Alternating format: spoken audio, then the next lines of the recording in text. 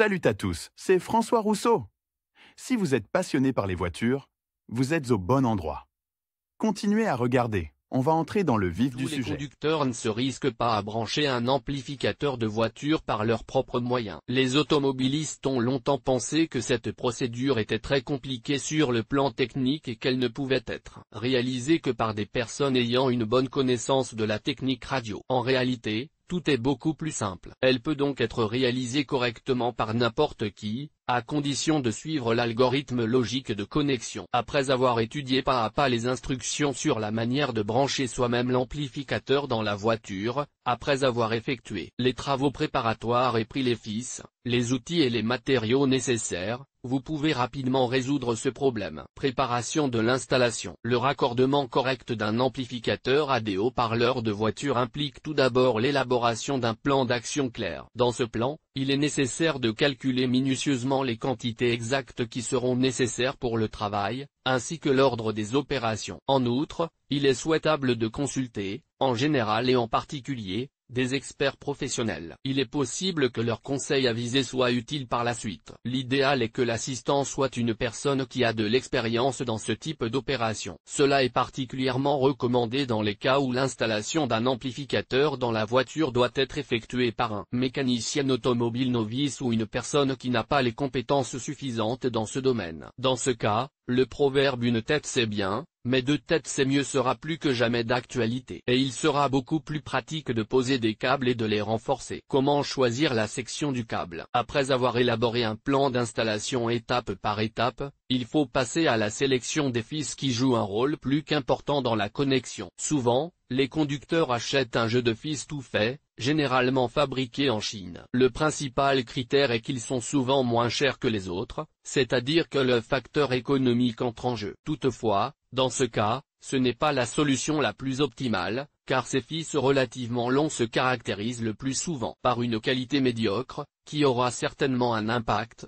Vous devrez bientôt remplacer les fils, même si tout est connecté correctement. Dans le pire des cas, ils feront certainement l'affaire, mais si vous avez besoin d'une qualité sonore excellente, et non médiocre, les experts vous conseillent d'acheter des produits d'une société reconnue qui a confirmé à plusieurs reprises sa fiabilité dans la pratique. Les câbles multiconducteurs ordinaires en cuivre conviennent parfaitement à cet usage. Il est tout à fait possible de connecter le haut-parleur, par exemple en utilisant du fil PVS, qui est largement vendu dans les magasins d'électroménager ordinaires. Par exemple, les haut-parleurs avant et arrière peuvent être raccordés sans problème technique particulier à l'aide du câble PVS 2x2,5, les haut-parleurs d'aigu à l'aide du câble PVS 2x1,5 et les haut-parleurs de grave à l'aide du câble PVS 2x4. Lire aussi, est-il possible de réparer la torpille après le déploiement d'un airbag et comment le faire? La longueur du câble est calculée en fonction de l'emplacement permanent de l'amplificateur dans la voiture. Quel que soit l'endroit exact où il sera installé dans la voiture, et les possibilités sont nombreuses, il faut garder à l'esprit que plus le câble est long, plus son épaisseur doit être importante afin de fournir une puissance suffisante au haut-parleur. Il en va de même pour les câbles d'alimentation, qui iront dans le sens des plus et des moins. Les experts estiment que la meilleure option consiste à utiliser des câbles d'alimentation allant directement de l'amplificateur à la batterie. Par exemple,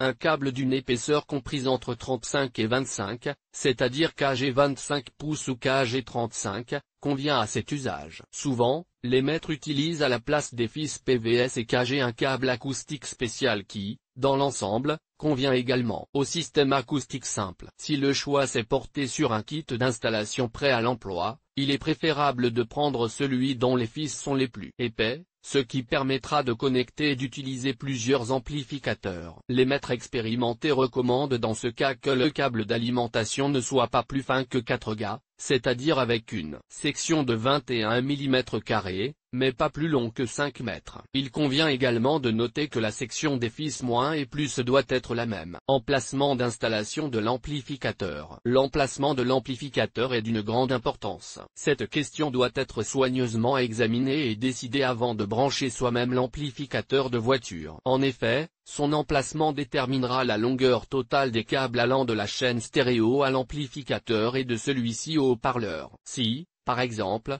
l'amplificateur se trouve dans le coffre, les câbles doivent être posés de l'habitacle au coffre, c'est-à-dire que leur longueur totale doit être d'au moins 4 mètres. De la même manière, calculez la longueur jusqu'au haut-parleur avant, qui est d'environ 4 à 5 mètres pour n'importe lequel des haut-parleurs. Il faut également tenir compte du fait que la longueur réelle des câbles sera légèrement supérieure à celle calculée, car il est rare qu'il soit posé parfaitement droit. Un autre critère important pour le choix de l'emplacement de l'amplificateur est qu'il doit générer de la chaleur pendant son fonctionnement. En outre, son emplacement doit permettre un accès libre à l'air et une bonne circulation de l'air. Souvent, l'emplacement le plus pratique se trouve sous le siège du conducteur ou le tableau de bord, ce qui permet d'économiser sur la longueur des câbles, c'est-à-dire en termes d'argent. Il existe également une variante très répandue qui consiste à placer 2 amplificateurs à la fois dans la voiture. L'un est placé à l'avant, spécifiquement pour les haut-parleurs, et l'autre, à l'arrière, pour le subwoofer. Lire aussi ce qu'indique l'erreur P010 et comment s'en débarrasser. Outils et matériel. Lorsque tous les fils nécessaires à l'installation de l'amplificateur sont ramassés, préparez les autres matériaux et les outils nécessaires, afin de ne pas avoir à les chercher pendant le travail. Outre les câbles en cuivre multibrin susmentionnés, de la section et de la longueur requise, des pinces et d'autres outils nécessaires, ainsi que des matériaux isolants pour les fils, doivent être placés directement à proximité du lieu d'installation de l'amplificateur. Tout cela permettra de connecter l'amplificateur au magnétophone par des câbles de manière rapide et fiable, d'assurer un excellent contact et une bonne résistance aux vibrations, ainsi que d'effectuer d'autres opérations planifiées. Algorithme d'action. Avant de connecter un amplificateur à l'autoradio, vous devez déterminer l'algorithme de son installation. Cet algorithme est simple et consiste en l'exécution consécutive et précise des opérations suivantes.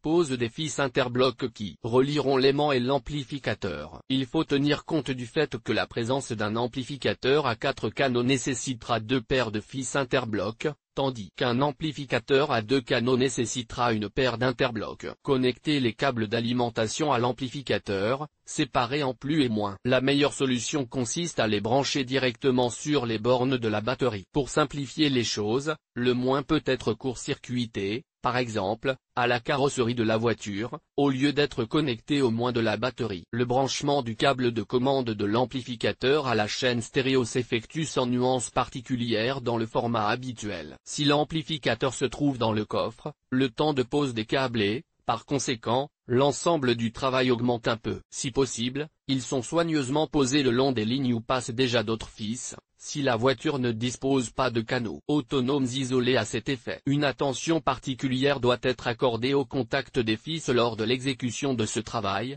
afin de garantir leur fiabilité maximale. À cette fin, on a parfois recours à des bornes acoustiques spéciales. Toutefois, si les fils sont bien connectés, vous pouvez vous passer de ces bornes. La dernière étape de l'algorithme consiste à connecter les fils de l'amplificateur aux enceintes ou aux caissons de basse. Cette tâche n'est pas difficile non plus, d'autant plus qu'il n'y a pas lieu de craindre une inversion de polarité. Mais si cela se produit accidentellement, lorsque vous vérifiez les enceintes, l'erreur sera immédiatement détectée et il vous suffira alors de modifier la polarité des câbles. Il faut également éviter de poser les câbles de haut-parleur à proximité des fils d'alimentation, car cela peut provoquer des superpositions sonores désagréables, ressemblant au hurlement d'une sirène. Si l'algorithme des actions est exécuté sans erreur, l'amplificateur devrait fonctionner parfaitement.